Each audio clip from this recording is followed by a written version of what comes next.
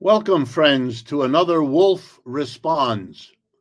I want to talk to you now about the Civil War beginning inside MAGA Trump land.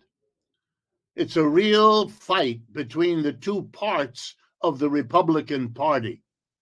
It's not a fight about principle. It's not a fight about fundamental issues.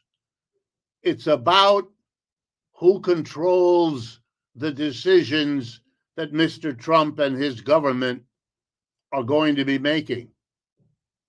It's a matter of power. So let's take a look at why there might be already, before he takes office, a basic war over power, a civil war inside MAGA Trump land. Let's begin with the money, because following the money is usually a pretty good way to understand American politics. It's all about the money.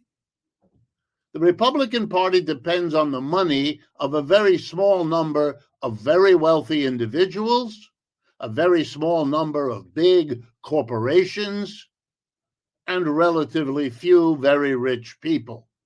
They provide the hundreds of millions, even now into the billions of dollars, funding the Republican Party.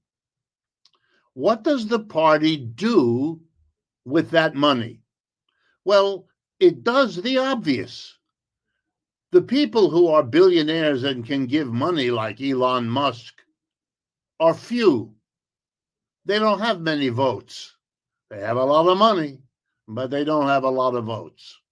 Neither do the corporations. They have even more money and have very few votes. And the same is true of very rich individuals. So they give the party money, and they tell the party, use the money we give you to go out there and get the votes we need to put you into power so you can do for us, your funders, what we want you to do. And that's what the Republicans do. They take those millions, those billions, and they flood the airways with advertisements. They shake up the internet. They put ads everywhere. They hire people from every corner that they can get a hold of to go out and get votes from their parishes, get votes from their employees if they can get them to do it. They use the money, in short, to buy millions of people's votes. Sure, they promise those people something, just like they promise the big donors the big money. They promise the little people little things that they can do. A law that suggests white people are maybe better than the rest of us. Or maybe that there won't be abortions. Or maybe this or that. Whatever they think those in the masses want to hear, they'll pay the money to get the message to them. Vote Republican, and you'll be able to have that gun or 10 more like it, etc. You know all of this. You don't need me for that.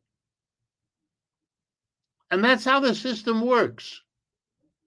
And while I'm focused now on the Republican Party and the Civil War going on, the same kind of deal is the Democratic Party. They too have their big donors, their billionaires, the few corporations that support them, and they take that money and they go out and buy the massive votes they need.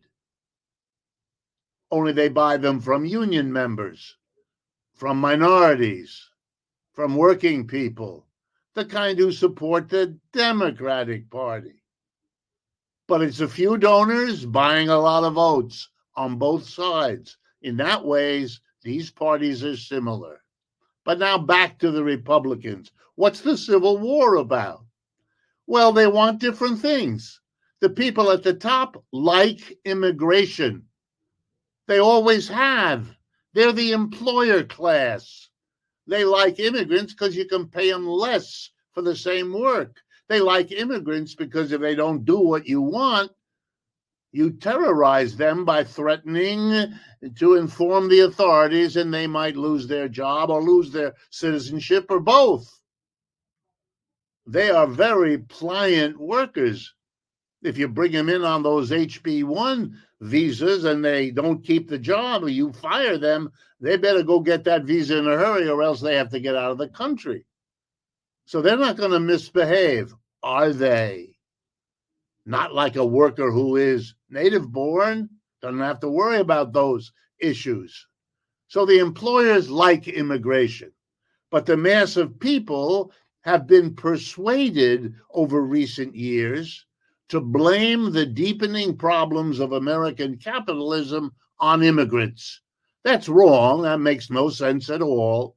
It's what we used to call scapegoating. You can't do something about a problem, so you find someone to blame, focus everybody's upset on that scapegoat, do nothing about the problem, but relieve the pressure by having people demonize the scapegoat.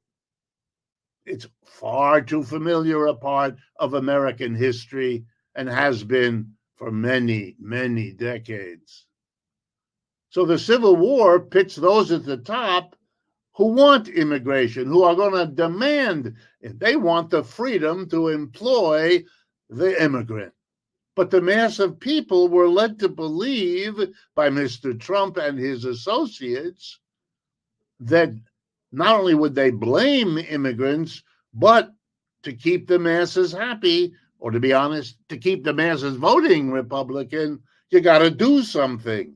And so there was all that talk about deporting millions of immigrants. Well, here's the problem. The rich people who fund the Republican Party want immigrants, and the mass of people who provide the votes don't. At least the majorities of both do and don't. So what's the Republican Party going to do? It's torn apart inside. The funders don't want the party to do what the mass of voters want, and vice versa. So they both turned to Mr. Trump.